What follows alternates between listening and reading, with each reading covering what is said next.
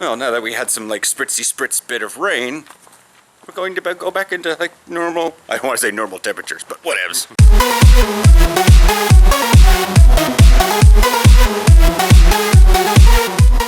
Morning, morning. So... Wait, normal for when? Normal for the future. What will become normal? Are you talking climate change or season change? Summer. Okay. So the thing is, I can't, much like any meteorologist, can't predict how climate change is going to affect the future. Other than a very general, it's going to get warmer and things are going to get way more screwed up. Because the one thing that I know that got explained to me years ago as to why climate change is going to screw things up is because of the global jet stream. Yeah.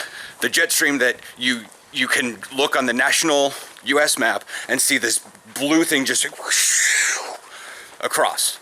Right there about the 45th parallel, which is midway between the pole and the equator, there's a big old jet stream that moves shit around. I grant you, it wiggles around. It's a flow. Much like any river, it's going to kink and bend and pinch itself off in places.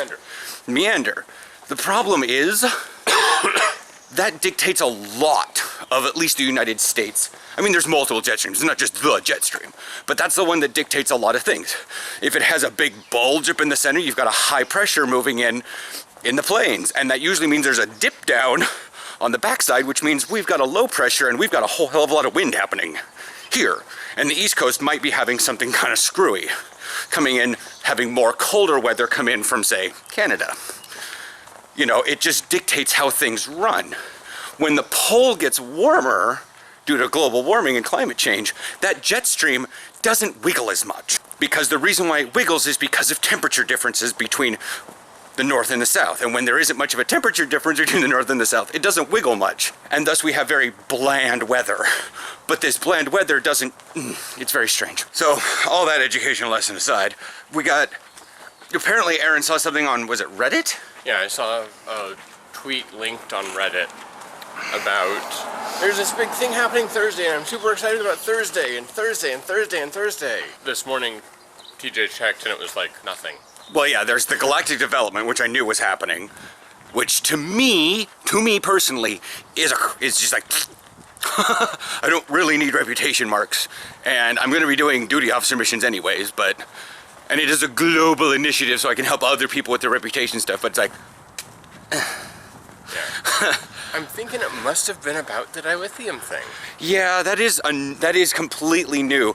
The dilithium, you can change in your VIP vouchers for either fleet dilithium or reputation dilithium, not general dilithium. If you still want to have the vouchers go to or to general dilithium, you need to go actually mine. But if you're like, I don't need any dilithium for general, I just need it for fleet projects, then you can go in and just absolutely exchange them. But I'm just like, I guess that's a big deal. I mean, coming from the guy who looked at a fleet project and went, oh, it needs 20,000 dilithium. Oh, well, I don't know. I have 250,000 dilithium. When the fuck did that happen?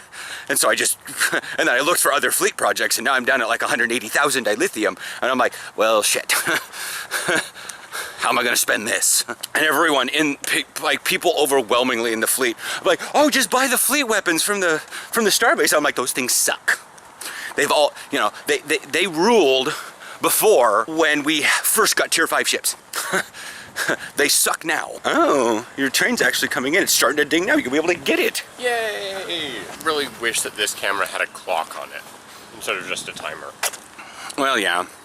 I've looked at the menu. There's no way to activate a clock on it. Anything going on at work today?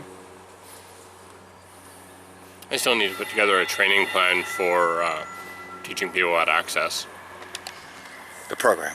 Yeah. Databases in general. Well, that's the thing, is how to access can also be the precursor to the network. Yeah.